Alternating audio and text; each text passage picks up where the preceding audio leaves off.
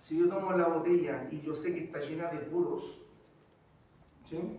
Y la dejo sobre mi computador, esto va a ser un desastre.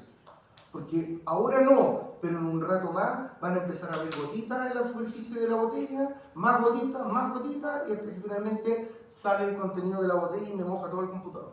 Un desastre. Entonces, el cuerpo, si tiene agua en estos vasos sanguíneos y el agua va a salir de los vasos sanguíneos, nos vamos a quedar sin agua. ¿Qué le va a pasar a la bulimia de esta persona? Va a bajar la bulimia, pero no se va a ir como en la transpiración, se va a quedar en el cuerpo. Solo que ya no va a estar en el vaso sanguíneo.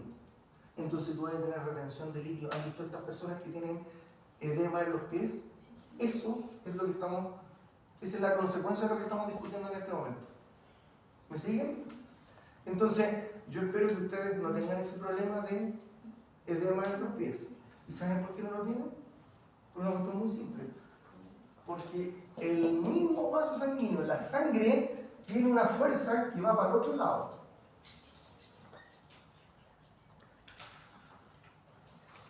Y esta fuerza se llama presión oncótica. Y esa pi de P para diferenciarla. ¿Me siguieron? ¿Te das cuenta que la presión hidrostática va para un lado y la presión la presión oncótica va para el otro? Por lo tanto, aquí la molécula de agua dice, ¿a quién le hago caso? A la que gane. A la que gane. ¿Cómo es eso? Sí, porque si en el dedo gordo del pie, en el tobillo, gana la presión oncótica, tu tobillo no se va a hinchar. Pero si en el tobillo gana la presión hidrostática, tu tobillo se va a hinchar porque está saliendo más agua de la que tú tienes capacidad de retener. ¿Cómo se llama la otra? Presión oncótica. I de P. Pi, presión, P, presión. La estoy diferenciando con el alfabeto latino y griego para actualizar. Hay que evidenciar que una va para un lado y la otra va para el otro. Oye, antes de seguir, ¿se entendió esto? A estas dos fuerzas que ejercen estas presiones se le conocen fuerzas de Stirling. Y no la vayan a confundir con el principio de Stirling del corazón o del músculo. El principio de Stirling, Frank Stirling, nos dice que si el corazón se estira más, vamos a tener más precarga y por lo tanto mayor volumen de sístole. Y si se llena menos, vamos a tener menos precarga y menor volumen de sístole. Las fuerzas de Stirling es otro planeta, están en los vasos sanguíneos. ¿Sí? Están también probablemente en los vasos linfáticos, en cualquier cosa que tenga un líquido dentro. Entonces, lo que hay que tener claridad es que nuestros vasos sanguíneos no son de plástico y por lo tanto tienen poros. Y si tienen poros, el agua va a poder pasar por ahí.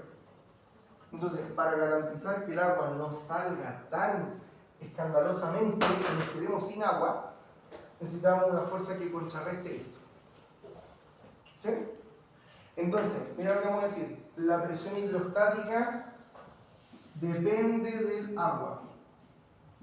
Función del agua. Y la presión oncótica es función de la albúmina. Si la albúmina es una proteína que tiene su origen en el hígado, yo voy a colocar aquí este cachirulo como si fuera la albúmina. Es una proteína que anda dando vuelta en la sangre. Pero cuando esta proteína está en la sangre, ejerce presión oncótica. Entonces, mientras la albúmina está en la sangre, el agua no tiene chip libre para salir. Pero ¿qué pasa cuando no tenemos suficiente albúmina? La presión oncótica disminuye y la presión hidrostática gana. Por lo tanto, sale agua y nos quedamos con los pies con edema o hinchado. ¿No? ¿Sí? ¿Quién se perdió? Me interesa más quién se perdió. Focalicémonos. Si esta sala fuera nuestro vaso sanguíneo, tú querés salir. Yo te digo, no puedes salir. No, pero es que yo quiero salir. Y te vas para allá. Y yo te agarro del lado y te digo, no, te vayas a quedar aquí. Entonces, no hay dos posibilidades. Si yo gano, te quedas aquí. Y si tú ganas, te vas. ¿Sí? La otra posibilidad es que yo no esté. ¿Qué pasa si yo no estoy? Tú sales. La albúmina soy yo. Si yo estoy en el vaso sanguíneo, te retengo, porque ejerzo presión oncótica. Te dejo dentro del vaso sanguíneo. Pero si la fuerza de la presión oncótica es menor que la fuerza de la presión hidrostática, el agua sale. ¿Y esto está ocurriendo en todos los vasos sanguíneos? Sí. Entonces, ¿por qué no se te queman las manos? ¿Por qué no tenés retención de líquido de las manos? Porque está el albúmino.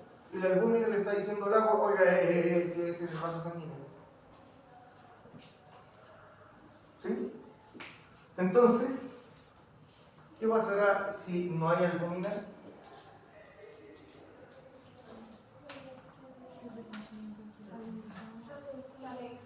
Sale el agua y se acumula.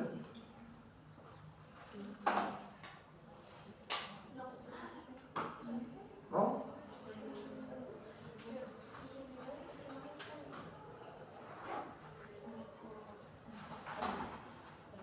¿Se alcanza a ver esta imagen o no?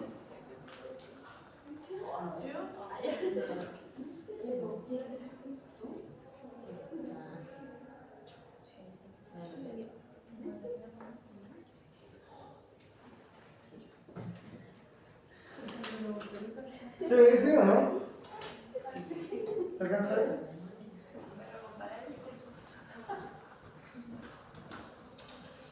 ¿Ahí se ve o no? Esa persona no pesa. Todo eso es líquido. Entonces la pregunta es, ¿qué hace que esta persona esté en estas condiciones? Tiene insuficiencia hepática. Y como tiene, a lo mejor tiene hepatitis, medicamentosa, autoinmune, un montón de causas que pueden estar causando. Pero el tumor también a la larga va a quedar así.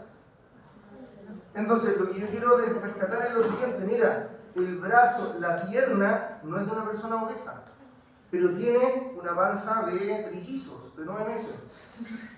Pero no está embarazado. Es un hombre que tiene una retención de líquido. Y esta retención de líquido es porque el hígado no está produciendo albúmina. Y como no produce albúmina, el agua empieza a salir del vaso sanguíneo. ¿Y se acumula dónde? En el peritoneo. Y se acumula, y se acumula, y se acumula, y se acumula, y se acumula. ¿Sí? ¿Me siguieron la pista o no? Eso es lo que tenemos que tener claridad respecto a la albúmina. Es una proteína que la genera el hígado, ¿sí? Y genera presión oncótica, que es parte de las presiones de Stalin. Y las presiones de Stalin son dos. La presión de Stalin es la presión hidrostática y la presión oncótica. ¿Qué depende de la presión hidrostática? De la cantidad de agua. ¿Y de qué depende la presión oncótica? De la cantidad de albúmina. ¿Sí? ¿Se entendió bien esta cosa? ¿Preguntas? No vayan a confundir las fuerzas de Stalin con el principio de Stalin, porque son dos cosas distintas. Es Frank Starling. Corazón y músculo. Se aplica al músculo, pero no solo al corazón, es lo mejor. El principio de la contracción. El principio es de la precarga. Si tú recibes más, te estiras más. Y si te estiras más, este vector gana, y por lo tanto tienes mayor volumen de sístole. Y si te estiras menos, por ejemplo, una persona que tiene hemorragia, perdió 2 litros de sangre, ¿cómo está, de acuerdo al principio de Frank Starling? ¿Cómo está el estiramiento del corazón? Estamos claros que el estiramiento del corazón es precarga, y la precarga y estirar el corazón yo lo logro solamente con volemia, y si tengo una hemorragia estoy perdiendo volemia, y si no tengo volemia no estiro el corazón, y por lo que baja la precarga, y si baja la precarga baja el volumen de sístole, y nos acordamos que el volumen de sístole tenía que ver con el gasto cardíaco. Por lo tanto, también tenemos disminución del gasto cardíaco. Ya, con respecto a las fuerzas de Stalin, ¿estamos listos? ¿Sí? ¿No? ¿Puede ser? Ya. Entonces, ¿podemos arreglar mi foto?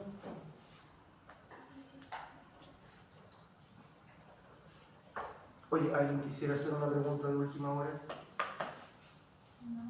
En patología hay cosas que se estudian, como por ejemplo en patologías renales, y cuando han echado su cuestión. En patología renal hay una en particular en que el riñón se le hace un hoyo en su estructura y pierde la albúmina. ¿Sí? Entonces, hay personas que orinan con albúmina y van perdiendo albúmina y adivina lo que les pasa. Lo mismo que eso, pero por insuficiencia renal. Un caso particular de insuficiencia renal se llama síndrome nefrótico. Para que no se quede con la idea de que el tomón solamente va a caer con eso. No. ¿Ah? Profe, entonces, la oncótica es la que se encarga de tener el agua y la presión Hidrostática que sacar. Entonces, a lo largo del vaso sanguíneo, hay veces que gana la presión hidrostática y otras que gana la presión oncótica. Si gana la presión oncótica, el agua que está afuera, para adentro. Y si gana la presión hidrostática, el agua que está adentro, para afuera. Y entonces, eso, o sea, que pase como estos dos sucesos no está mal mientras no sea. Súper bien, no sea totalitario, no sea. Todos los extremos finalmente te llevan a alguna. Pero atención, cuando la próxima semana estemos viendo el sistema renal, nos interesa que la sangre que va al riñón gane la presión hidrostática o que gane la presión oncótica. ¿Quiere la orina agua o no? Sí. ¿Te conviene que salga agua de la sangre a la orina? El riñón tiene que ganar la presión hidrostática. Porque si el riñón gana la presión oncótica, no tendríamos orina. ¿Sí? ¿Se entiende el punto, no? A nosotros nos interesa que esto que está aquí pase en el riñón. Entonces que el agua que filtra, que sale del vaso sanguíneo, se vaya a la orina. Pero esto está pasando ¿dónde? En el peritoneo. No nos conviene que pase aquí. Porque vamos a tener ascitis. Una condición que no... O sea, pues, la oncótica que era una presión que depende de la albúmina. Eso de FD es depende de. Por lo tanto, la presión hidrostática depende del agua que hay dentro de la sangre. Y la presión oncótica depende de la proteína albúmina que hay en la sangre. ¿Y quién produce la proteína albúmina? El hígado. El riñón.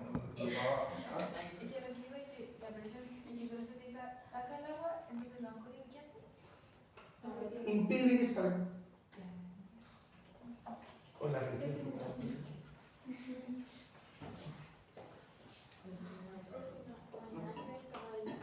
Cuando hay varices, por la varice se deformó la vena. ¿Sí? ¿Y la vena tiene presión o no? Pero comparado con la presión arterial, casi cero, ¿cierto? Entonces cuando se deforma la vena, ¿sí? Tú tienes varice. Está mal que uno tenga varice, porque ahí pasan cosas extrañas y se puede formar un poco. Ya, avancemos para que en un par de minutos hagamos otra pausa.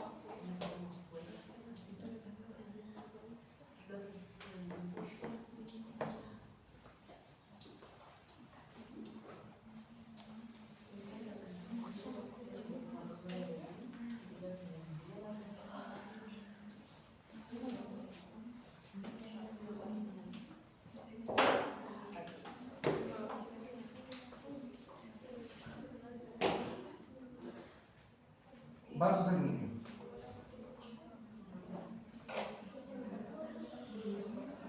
En el vaso sanguíneo tenemos tejido conectivo.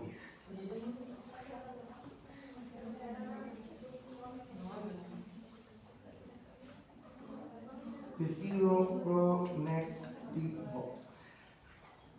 Por sobre el tejido conectivo tenemos una cuestión casi microscópica que se llama lámina basal. Y sobre la lámina basal, ¿se acuerdan qué células se instalaban?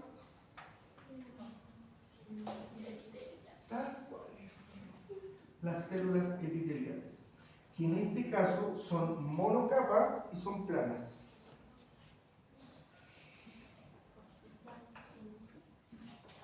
Epitelial simple, tal cual. Nada de epitelial estratificado o ¿cómo es esto? Pseudoestratificado.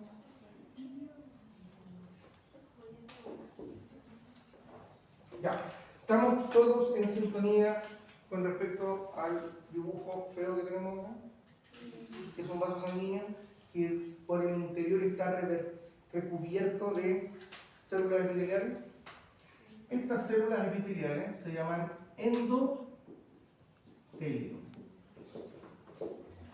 El endotelio, súper importante porque produce óxido nítrico. ¿Sí?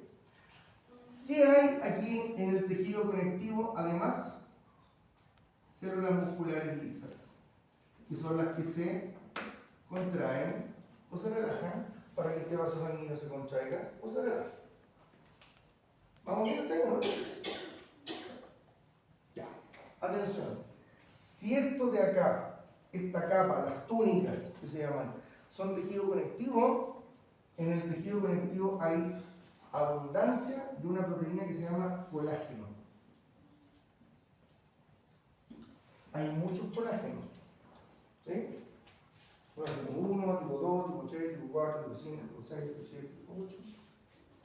¿Sí? No te reí nomás, ¿no? Colágeno. Pregunta entonces. Si aquí tenemos una ruptura,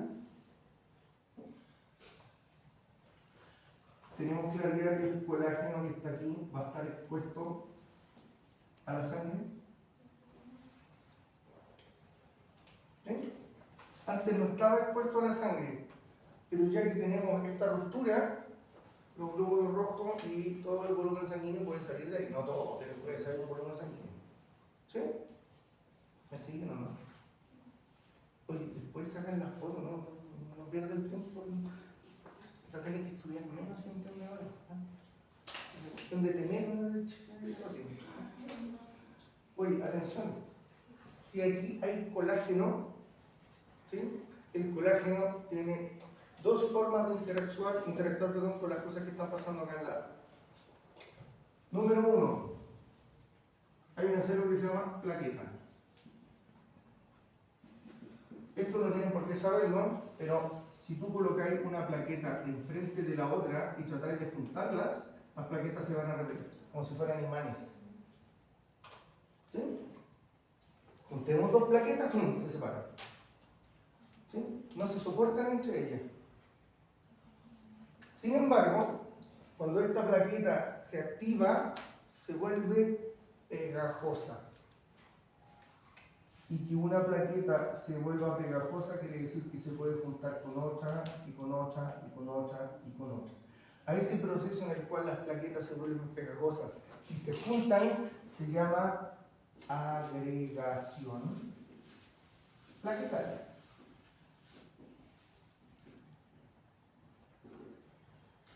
¿Sí? Entonces, ¿qué es la agregación plaquetaria? Es el proceso en el cual las plaquetas se juntan una con otra. ¿Y qué de normal tiene eso? Nada. ¿Por qué no es normal? Porque una plaqueta, estando en sangre, no debiera ni siquiera acercarse a la otra. ¿Por qué?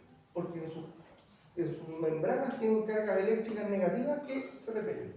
Entonces, negativo, negativo, se repelen. ¿Me sigue la pista? Pero esta cuestión va a cambiar completamente cuando el colágeno está en presencia de la plaqueta. Entonces voy a borrar un poquito del lado acá, para que analicemos la plaqueta. Perfil de la plaqueta.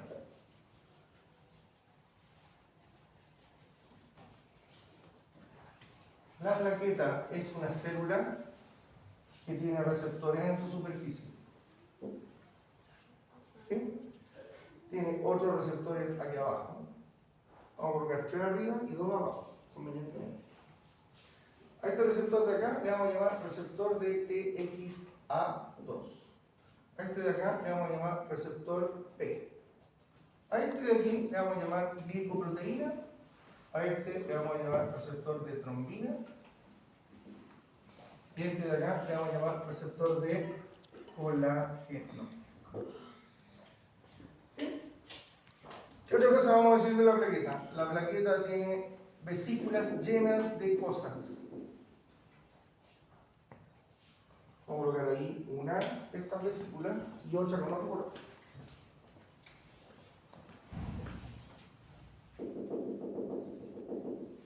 Entonces, ¿qué hay ahí adentro? 5HT. ¿Y qué hay acá adentro? ADP.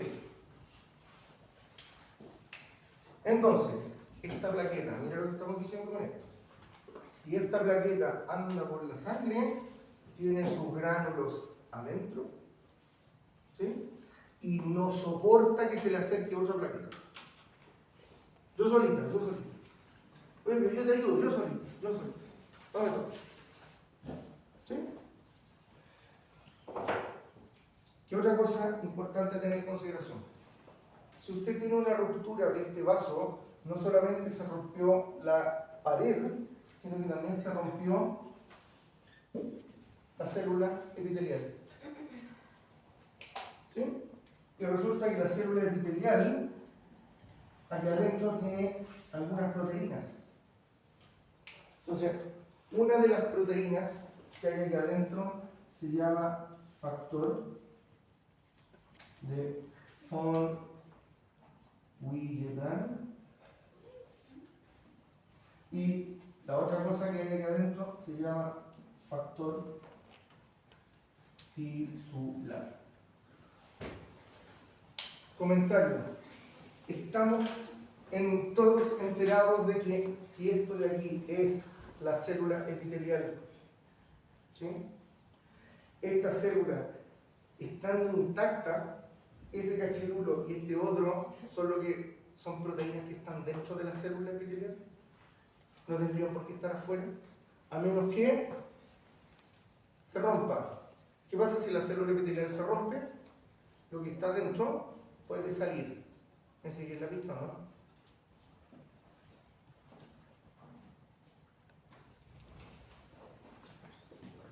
Si esta es la plaqueta,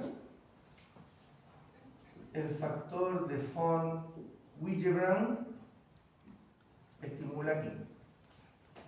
Si esta es la plaqueta, el colágeno estimula acá. Y no estaría faltando qué cosa, que aquí estimule la trombina. Pero resulta que si ya tenemos una ruptura en nuestro vaso sanguíneo, en nuestro capilar, tenemos expuesto colágeno y tenemos expuesto el factor de von Willebrand.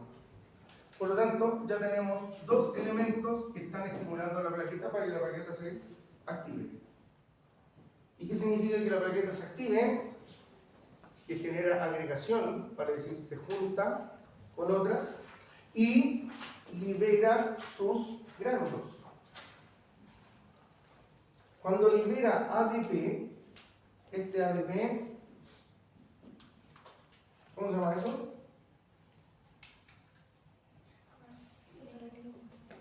Endocrino, paracrino, juxtacrino, autocrino, ¿cierto? Pero si tiene una plaqueta al lado también podría ser paracrino. Pero como estamos en la sangre, es endocrino.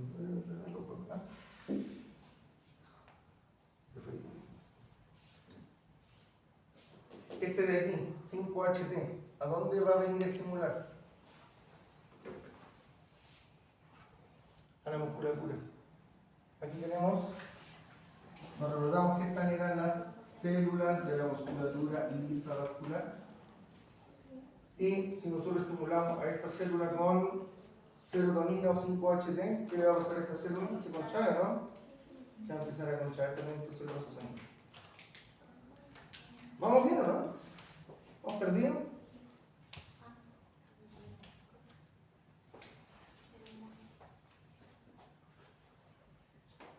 Yo quiero que el flujo de sangre vaya hacia allá.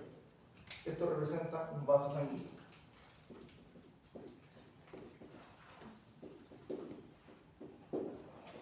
Pero justo aquí me hizo un corte.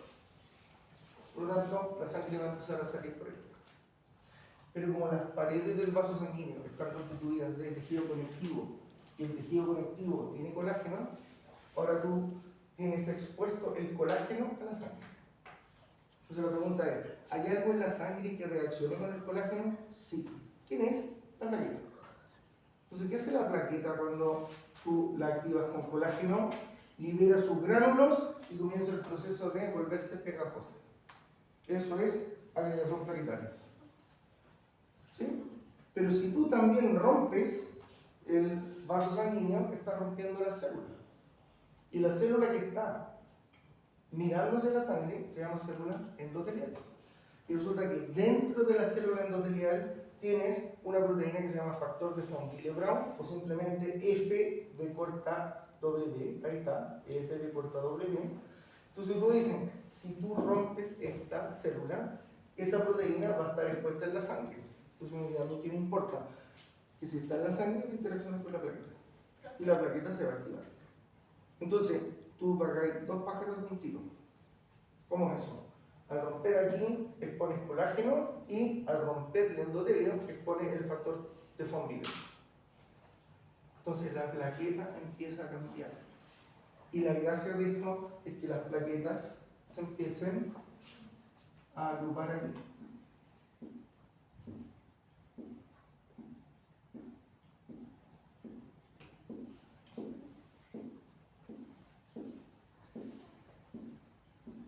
¿Qué va a suceder entonces? ¿Formaste un tapón? Eso es lo que queremos. Eso es lo que estamos estudiando. Entonces, ¿este tapón plaquetario es posible sin la agregación? No, porque las plaquetas en condiciones de no activación se repelen entre ellas. Y aquí prácticamente están formando un arroz apelmazado. No sé si habéis hecho sushi en la casa. Un arroz. El arroz no es graneado, es pegote. Ahí está, arroz pegote. Entonces, este primer evento se conoce como hemostasia primaria. Y es un tapón muy débil. Entonces ahora queremos formar un tapón más fuerte. Y eso es lo que vamos a estudiar con la hemostasia secundaria. ¿Sí? ¿Quiere preguntar algo usted o no? Pero fuera.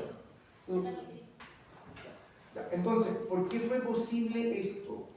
Porque nuestras plaquetas tienen receptores para colágeno y para factor de von Willebrand. ¿De dónde vino el colágeno? De las túnicas de la estructura que se rompió. El colágeno en condiciones normales nunca debería estar en contacto con la sangre.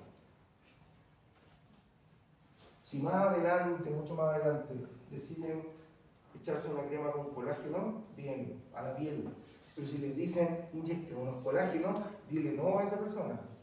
Porque si tú te inyectas el colágeno aquí, vas a tener un trombo gigante prácticamente en toda la sangre. No es probable que te mueras. El colágeno tiene que estar expresado solamente en la zona del daño. Porque si se expresa en todo el vaso sanguíneo, lo que va a tener es un coágulo que no solamente está tapando aquí, sino que tapa el vaso sanguíneo completo. Y eso es un infarto del órgano, que puede ser el infarto del dedo meñique, infarto del cerebro, infarto del ojo, infarto del intestino, infarto del corazón, infarto del pulmón. Un infarto es eso: detención del flujo sanguíneo que impide que la otra parte del órgano reciba la sangre con oxígeno. Esa célula se muere. ¿Usted va a preguntar algo? Sí, la agrupación. Agregación. Si pasa solamente cuando se rompe el vaso. Debiera. En condiciones patológicas pasa en condiciones de no ruptura de vaso. Ya la voy a mencionar. Pero me interesa primero que entendamos qué es lo que está pasando. Entonces, tenemos una situación que se llama sangre. Esa sangre tiene agua, electrolitos, proteínas y tiene células. La célula más abundante de la sangre es el glóbulo rojo, pero la siguiente más abundante es la plaqueta.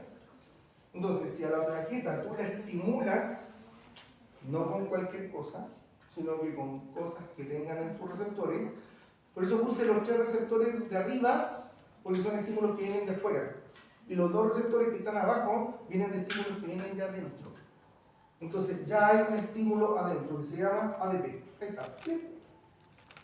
Entonces si tú te autoestimulas, la plaqueta ahora tiene un segundo proceso de activación y se vuelve más pegajosa. Eso es lo que estamos buscando nosotros. Entonces, ¿quién gatilló toda esta cuestión? La ruptura del vaso. ¿Por qué? Porque expuso el colágeno y expuso el factor de von Willebrand. Bien, eso es todo. Y ya tenemos la hemostasia primaria. Y nos estaría faltando ahora la hemostasia secundaria, que tiene que ver con las proteínas que están dando vuelta. ¿Sí? Ya. Dato importante.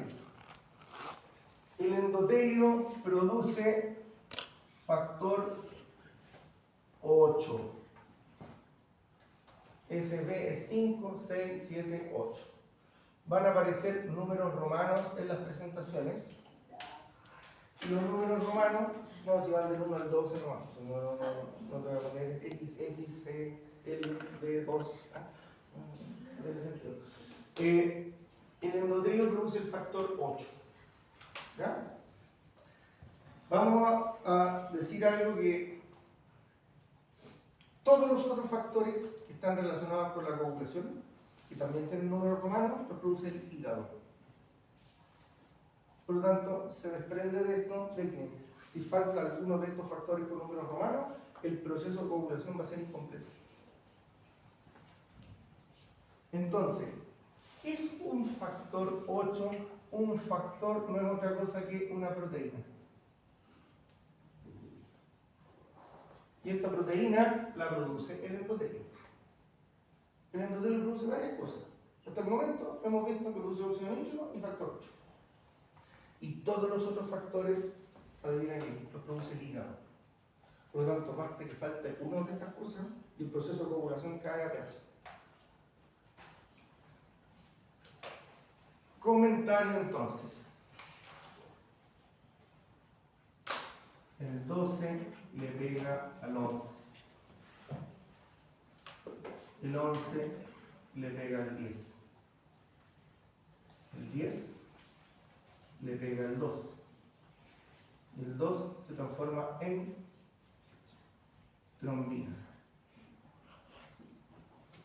Pero el 10 también le pega al 9, le pega al 5 y le pega al 8. Y el 8, el 5 y el 9 le pegan al 10. Y mientras tanto, el factor tisular está activando al 7. Y el 7 le pega al 10. Y el 10 le pega al 9, al 5, al 8, que a su vez le pegan a otros 10, que a su vez empiezan a transformar el 2, que se llama protrombina, en trombina. ¿Y qué me importa a mí con la trombina? La trombina va a transformar el fibrinógeno en fibrina. Y la fibrina es una proteína que empieza a formar una malla y este coágulo se hace un supercoágulo. ¿Sí? De nuevo, es de nuestro interés que ustedes sepan quién le pega a quién, en qué orden y en qué orden. En mi interés no. Pero usted es imperdible que no sepa lo siguiente. Colágeno activa el 12. Factor tisular activa el 7. ¿De dónde viene el colágeno? De la ruptura. ¿De dónde viene el factor tisular? Del endotelio dañado.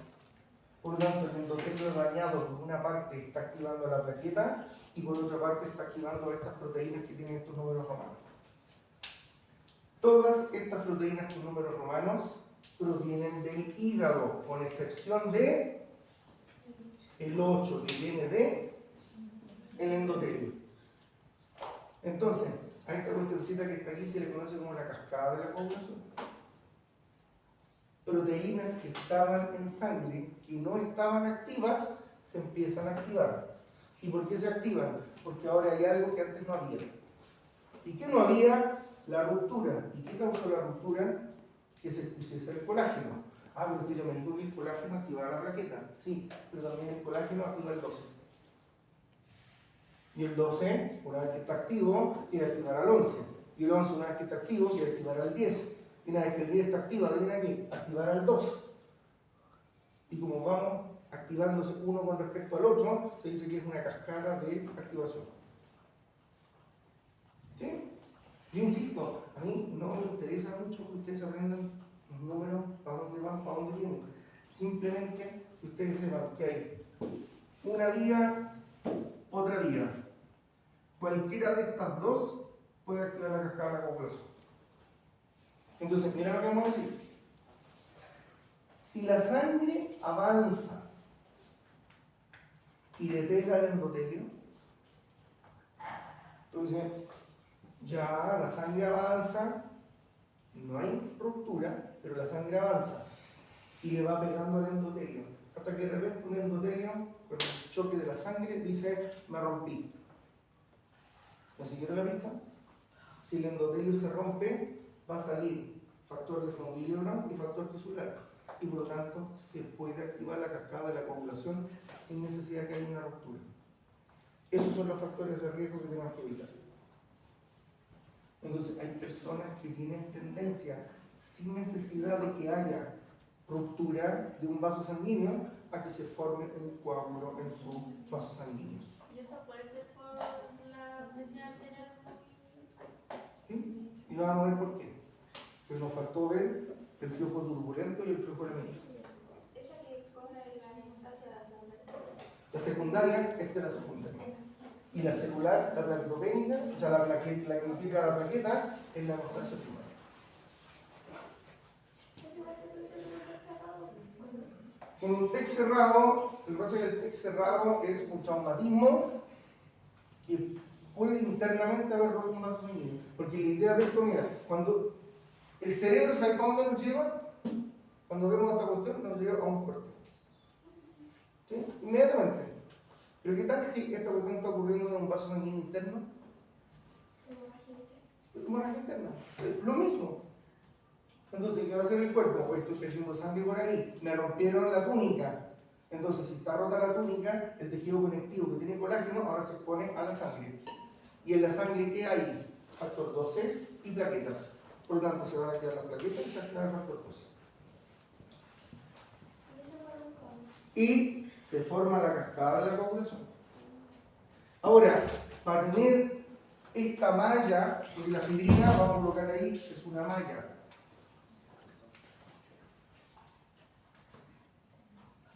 ¿Cómo esto? Claro, el fibrinógeno es una proteína larga. Pero la fibrina